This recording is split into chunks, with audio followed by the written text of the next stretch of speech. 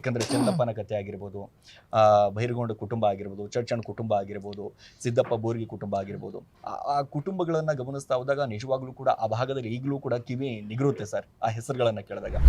ಎಲ್ಲೂ ಯಾರನ್ನು ಪ್ರವೋಕ್ ಮಾಡ್ದಂಗೆ, ಯಾರನ್ನು ಹರ್ಟ್ ಮಾಡ್ದಂಗೆ ಕೃತಿನಲ್ಲಿ ಎಷ್ಟಿದೆಯೋ, ಯಾಕಂದ್ರೆ ಎಲ್ರಿಗೂ ಅವ್ರವ್ರ ಮನೆತನದ ಬಗ್ಗೆ, ಅವ್ರವ್ರ ಅಂದ್ರೆ ಅವರವರ ನಡೆದು ಬಂದ ಹಾದಿ ಬಗ್ಗೆ ಎಲ್ರಿಗೂ ಅವ್ರದ್ದೇ ಆದ ಸಮರ್ಥನೆಯೂ ಇರುತ್ತೆ. ಅದು ಈ ಜಿದ್ದಿನ ರೂಪ ಇದೆಯಲ್ಲ, ಆ ವೈವಿಧ್ಯತೆ ಇದೆಯಲ್ಲ, ಜಿದ್ದಿಗಿರೋ ವೈವಿಧ್ಯತೆ ಇದೆಯಲ್ಲ, ಅದರದ್ದು ಕರಾಳ ವೈವಿಧ್ಯತೆ ಇದೆಯಲ್ಲ, ಅದನ್ನು ಬಹಳ ಸೂಕ್ಷ್ಮವಾಗಿ ಬೆಳಗೆರೆ ಸರ್ ಅದನ್ನು ದಾಖಲಿಸ್ತಾರೆ.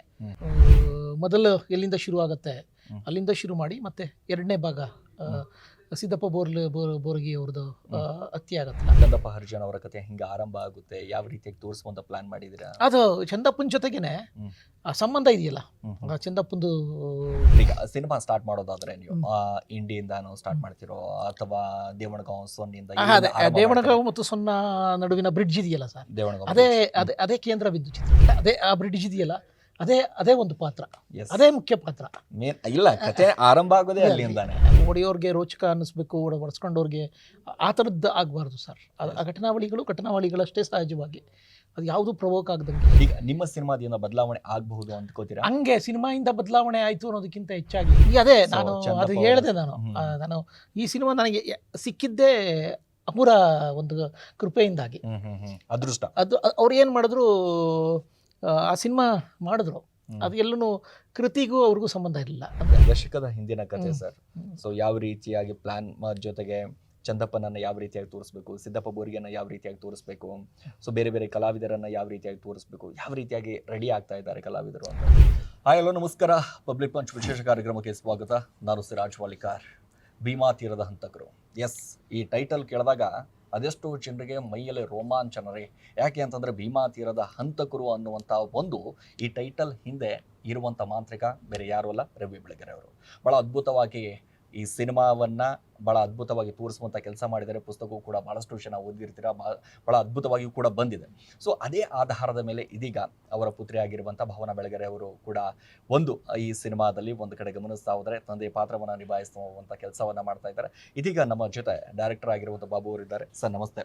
ತುಂಬ ಖುಷಿ ಆಗುತ್ತೆ ಸರ್, ಯಾಕೆಂತಂದರೆ ಭೀಮಾ ತೀರದ ಹಂತಕರು ಅನ್ನುವಂಥ ಟೈಟಲ್ ಅನ್ನುವಂಥದ್ದು ಇದೆಯಲ್ಲ, ನಿಜವಾಗ್ಲೂ ಕೂಡ ರೋಮಾಂಚನ. ಯಾಕಂದ್ರೆ ದ ಬಿಗ್ ಚಾಲೆಂಜ್ ನಿಮಗೆ ಯಾವ ರೀತಿಯಾಗಿ ತೆಗೆದುಕೊಂಡು ಹೋಗ್ತಾ ಇದ್ದೀರಾ, ಏನ್ ಕತೆ, ಯಾವ ರೀತಿಯಾಗಿ ಸ್ಟಾರ್ಟ್ ಮಾಡಬೇಕು ಅಂತ ಅಂದ್ಕೊಂಡಿದ್ದೀರಾ? ಯಾಕಂದ್ರೆ ಚಂದಪ್ಪನ ಕಥೆ ಆಗಿರ್ಬೋದು, ಬೈರಗೊಂಡ ಕುಟುಂಬ ಆಗಿರ್ಬೋದು, ಚರ್ಚಣ್ಣ ಕುಟುಂಬ ಆಗಿರ್ಬೋದು, ಸಿದ್ದಪ್ಪ ಬೋರ್ಗಿ ಕುಟುಂಬ ಆಗಿರ್ಬೋದು, ಆ ಕುಟುಂಬಗಳನ್ನ ಗಮನಿಸ್ತಾ ಹೋದಾಗ ನಿಜವಾಗ್ಲೂ ಕೂಡ ಆ ಭಾಗದಲ್ಲಿ ಈಗಲೂ ಕೂಡ ಕಿವಿ ನಿಗರುತ್ತೆ ಸರ್ ಆ ಹೆಸರುಗಳನ್ನ ಕೇಳಿದಾಗ.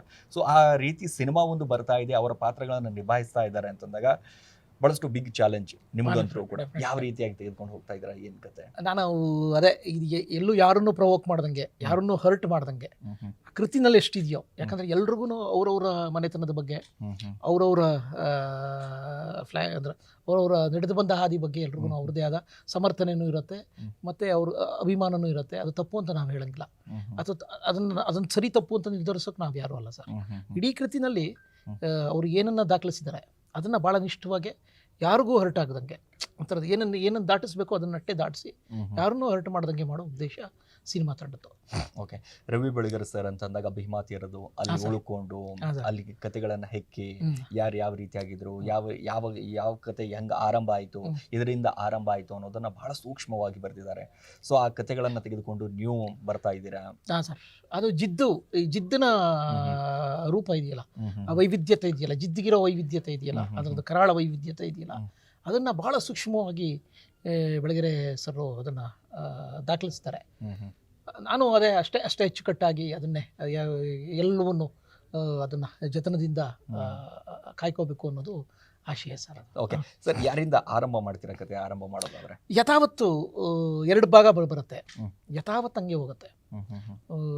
ಮೊದಲು ಎಲ್ಲಿಂದ ಶುರು ಆಗುತ್ತೆ ಅಲ್ಲಿಂದ ಶುರು ಮಾಡಿ ಮತ್ತೆ ಎರಡನೇ ಭಾಗ ಸಿದ್ದಪ್ಪ ಬೋರ್ಗಿ ಅವ್ರದ್ದು ಹತ್ಯೆ ಆಗತ್ತಲ್ಲ, ಅಲ್ಲಿ ತನಕ ಮೊದಲನೇ ಅದರ ಆಸ್ಪಾಸಲ್ಲಿ ಮೊದಲನೇ ಅಂತ ಮುಗಿದ್ರೆ, ಸೆಕೆಂಡ್ ಅಂತ ಮತ್ತೆ ಶಾಂತನ ಮಕ್ಕಳು, ಶಾಂತ ಅವ್ರದ್ದು ಸ್ವಲ್ಪ ಅದನ್ನು ಬ್ರೀಫ್ ಮಾಡಿ ಅದನ್ನು ಮತ್ತೆ ಭಾವನೆ ಬೆಳಗೆರೆ ನರೇಟ್ ಮಾಡಿ ಸೊ ಈ ಥರದ್ದಂತ ಅಂತ ಅನ್ಕೊಂಡಿದ್ವಿ ಸರ್. Okay. ಅದು ಈ 2 ಭಾಗದಲ್ಲಿ ಸಿನಿಮಾ ಬರುತ್ತೆ ಅನ್ನೋ ಥರ. ಚಂದಪ್ಪ ಹರಿಜನ್ ಅವರ ಕತೆ ಹಿಂಗೆ ಆರಂಭ ಆಗುತ್ತೆ, ಯಾವ ರೀತಿಯಾಗಿ ತೋರಿಸುವಂತ ಪ್ಲಾನ್ ಮಾಡಿದ್ದೀರಾ? ಅದು ಚಂದಪ್ಪನ ಜೊತೆಗೇನೆ ಆ ಸಂಬಂಧ ಇದೆಯಲ್ಲ, ಆ ಚಂದಪ್ಪಂದು ಯಾರ್ದು ಬೈರಾಗಿ ಕುಟುಂಬದ್ದು, ಚಂದಪ್ಪ ಎಲ್ಲಪ್ಪಂದು, ಅಲ್ಲಿಂದ ಬಂದು ಅಲ್ಲಿ ಅವನು ಬಾಬ್ಯ, ಅಲ್ಲಿಂದ ಬಂದು ಇವ್ರದ್ದು ನಿಂಗಪ್ಪ ಅವ್ರದ್ದು ಮನೆ ಇದು, ಅಲ್ಲಿಂದ ಬಂದು ನಮ್ಮ ಮಣಿಕಪ್ಪ ಮಾಸ್ತರು, ಮಣಿಕಂಠ ಮಾಸ್ತರ್. ಈ ಎಲ್ಲ ಪಾತ್ರಗಳು ಅದರದೇ ಆದ ಅದರದ್ದು ಘನತೆ ಜೊತೆಗೆ ದಾಖಲಾಗಿವೆ. ಸೊ ಕತೆಗನ್ನ ಬಹಳ ಅದ್ಭುತವಾಗಿ ಓದಿದ್ದೀರಾ ಹ್ಞೂ ಸರ್. ಇಲ್ಲ, ಆ ಘನತೆನ ಯಾವ ಪಾತ್ರದ್ದು ಘನತೆನ ಕೆಳಗೆ ಮಾಡ್ದಂಗೆ, ಯಾವುದನ್ನು ಮೇಲೆತ್ತದಂಗೆ ಅದನ್ನು ಆ ಲಯ ಕಾಯ್ಕೋಬೇಕು ಸರ್ ಪ್ರಾಮಾಣಿಕವಾಗಿ. ಓಕೆ ಸರ್, ಈಗ ಅವರ ಪಾತ್ರಗಳನ್ನು ನಿಭಾಯಿಸುವಂಥ ಕೆಲಸ ಮಾಡ್ತಾ ಇದ್ದಾರೆ ಅಂತಂದಾಗ, ಅವ್ರ ಪಾತ್ರವನ್ನು ನಾವು ಮಾಡ್ತಾ ಇದ್ದೀವಿ ಅಂತಂದಾಗ ಒಂದಿಷ್ಟು ಪರ್ಮಿಷನ್ ಅನ್ನುವಂಥದ್ದು, ಸೊ ಈ ಮನೆತನ ಅನ್ನುವಂಥದ್ದು, ಆ ಮನೆತನದಲ್ಲಿ ಏನಾದರೂ ಇಲ್ಲ, ಅದು ನನಗೇನಂದ್ರೆ ಅವರು ಎಲ್ಲರೂ ಅವ್ರಿಗೆ ಯಾರಿಗಾರು ಅವ್ರು ಹರ್ಟ್ ಆಗಿದ್ರೆ ಅವರು ನಿಲ್ಲಿಸೋದು ಅಥವಾ ಕೇಸ್ ಹಾಕೋ ಆ ಥರದ್ದೇನೋ ಆಗುತ್ತೆ. ಹೌದು, ಅದನ್ನ ನೋಡ್ಬೇಕಾಗತ್ತೆ, ಅದನ್ನ ವ್ಯವಹರಿಸಬೇಕಾದ್ರೆ ಅವ್ರ ಜೊತೆಗೆ ಮಾತುಕತೆನಲ್ಲಿ ಬಗೆಹರಿಸ್ಕೋಬೇಕಾಗತ್ತೆ. ಅವ್ರು ನೋಡಿ ಅವ್ರಿಗಿಲ್ಲ ಅದು ಚೆನ್ನಾಗಿ ಬರಲಿಲ್ಲ ಅಂತ ಆ ಥರದ್ದೇನಾದ್ರು ಭಾಗ ಇದ್ದಿದ್ರೆ ಎಷ್ಟೊತ್ತಿಗೆ ಇಷ್ಟು ಅದು ಮರುಪ್ರಕಟಣೆ ಆಗಿ 8 ಎಡಿಷನ್ 10 ಎಡಿಷನ್ ಆಗ್ತಾ ಬಂತು. ಅಲ್ಲಿ ತನಕ ಏನು ತಕರಾರಿಲ್ಲ. ಸಿನಿಮಾ ಮಾಡೋಗ್ಲೂ ಅದು ತಕರಾರು ಬರಲ್ಲ ಅಂತ ಆಶಾವಾದದಲ್ಲಿ ಮುಂದುವರಿತೀನಿ ಸರ್. ಓಕೆ ಸರ್, ಈಗ ಸಿನಿಮಾ ಸ್ಟಾರ್ಟ್ ಮಾಡೋದಾದ್ರೆ ನೀವು ಇಂಡಿಯಿಂದಾನು ಸ್ಟಾರ್ಟ್ ಮಾಡ್ತಿರೋ ಅಥವಾ ದೇವಣಗಾಂವ್ ಸೊನ್ನಿಂದ? ದೇವಣಗಾಂವ್ ಮತ್ತು ಸೊನ್ನ ನಡುವಿನ ಬ್ರಿಡ್ಜ್ ಇದೆಯಲ್ಲ ಸರ್, ಅದೇ ಕೇಂದ್ರ ಬಿದ್ದು ಚಿತ್ರಕ್ಕೆ. ನೋಡೋಣ, ಅಲ್ಲಿ ಶೂಟ್ ಮಾಡಕ್ ಸಾಧ್ಯ ಆದ್ರೆ ಅಲ್ಲಿ ಮಾಡ್ತೀನಿ, ಇಲ್ಲ ಅಂದ್ರೆ ಆ ಥರದ್ದೇ ರಿಲೇಟ್ ಆಗಿರೋ ಬೇರೆ ಜಾಗನ ನೋಡ್ಕೋಬೇಕಾಗುತ್ತೆ. ಅದು ಪ್ಲಾನ್ ಇರೋದು ಸರ್. ಬಟ್ ಅದೇ ಆ ಬ್ರಿಡ್ಜ್ ಇದೆಯಲ್ಲ, ಅದೇ ಒಂದು ಪಾತ್ರ, ಅದೇ ಮುಖ್ಯ ಪಾತ್ರ. ಇಲ್ಲ, ಕಥೆ ಆರಂಭ ಆಗೋದೇ ಅಲ್ಲಿಂದಾನೆ. ಭೀಮೆಯ ಸೆಳವು ಮತ್ತು ಅದು 12ನೇ ಇದು ದಾಟತ್ತಲ್ಲ, ಅದು ಆ ಥರದ್ದು ಎಲ್ಲ ಸ್ತರಗಳನ್ನು ನಾವು ಪ್ರಾಮಾಣಿಕವಾಗಿ ದಾಖಲಿಸ್ತಾ ಹೋಗ್ಬೇಕು ಸರ್. ಓಕೆ, ರಕ್ತಪಾತ, ಸ್ವಲ್ಪ ರಕ್ತಪಾತವನ್ನ ಹೆಚ್ಚು ವೈಖರಿಸಬಾರ್ದು ಅಂತ ನಾನು ರಿಸ್ಟ್ರಿಕ್ಟ್ ಮಾಡ್ಕೊಂಡಿದ್ದೀನಿ. ಯಾಕಂದ್ರೆ ಪರಿಣಾಮಕಾರಿಯಾಗಿ ಹೇಳ್ಬೋದು. ಅದನ್ನು ಯಾರು ಈಗ ಅದು ಹೆಂಗೆ ಅಂದರೆ, ಅದು ಘಟನೆ ಥರನೇ ತೋರಿಸ್ಬೇಕೇ ಹೊರತು ಅದನ್ನು ವೈಭವೀಕರಿಸಬಾರ್ದು. ಅದು ಯಾರಿಗೂ ಒಡೆಯೋರಿಗೆ ರೋಚಕ ಅನ್ನಿಸ್ಬೇಕು, ಒಡಿಸ್ಕೊಂಡವ್ರಿಗೆ ಆ ಥರದ್ದು ಆಗಬಾರ್ದು ಸರ್. ಆ ಘಟನಾವಳಿಗಳಷ್ಟೇ ಸಹಜವಾಗಿ, ಅದು ಯಾವುದು ಪ್ರವೋಕ್ ಆಗದಂಗೆ ಆಗಬೇಕು ಅನ್ನೋದು ಆಶಯ. ಯಾಕಂದ್ರೆ ಈಗ ಭೀಮಾ ತೀರ ಬಹಳ ಶಾಂತವಾಗಿದೆ ಸರ್. ಎಲ್ಲರೂ ಕೂಡ ಗನ್ ಹಿಡಿದು ಈಗ ಪೆನ್ ಹಿಡ್ಕೊಂಡ್ಬಿಟ್ಟಿದ್ದಾರೆ. ಡೆಫಿನೆಟ್ಲಿ ಸರ್, ಡೆಫಿನೆಟ್ಲಿ ಅದು ಒಳ್ಳೇದು. ಯಾಕಂದ್ರೆ ಈ ಥರದೊಂದು ಒಂದು ಘಟನಾವಳಿಗಳು ಜರುಗ್ತು ಅನ್ನೋದಿದೆಯಲ್ಲ, ಅದೊಂದು ದಾಖಲಾಗ್ಲಿ ಪ್ರಾಮಾಣಿಕವಾಗಿ ಅನ್ನೋದು.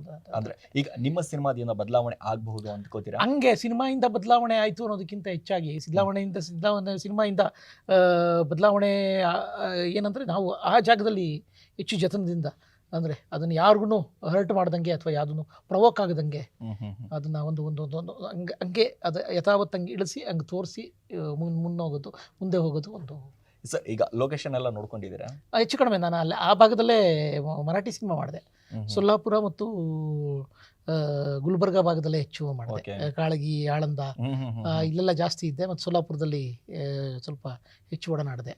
ಹಾಗಾಗಿ ಆ ಜಾಗ ನನಗೆ ಸ್ವಲ್ಪ ಫೆಮಿಲಿಯರ್ ಇದೆ ಸರ್. ಈಗ ಅಲ್ಲಿ ಜನ, ಅಲ್ಲಿ ಜಾಗ, ಅವ್ರದ್ದು ಟ್ರೆಂಡ್ ಎಲ್ಲವೂ ಚೆನ್ನಾಗಿ ಗೊತ್ತಿದೆ ಸರ್. ಯಾಕಂದರೆ ಮರಾಠಿ ಸಿನಿಮಾ ನನಗೆ ಸೋಲಾಪುರದಲ್ಲಿ ಸಾಕಷ್ಟು ಆತ್ಮೀಯತೆ ಇತ್ತು. ಮತ್ತೆ ಅಲ್ಲೇ ಗುಲ್ಬರ್ಗಾದಿಂದಲೇ ಬರ್ತಿದ್ವಿ. ನಾ ಇಲ್ಲಿಂದ ಬಸವಾಗ ಹೋಗ್ತೀವಿ.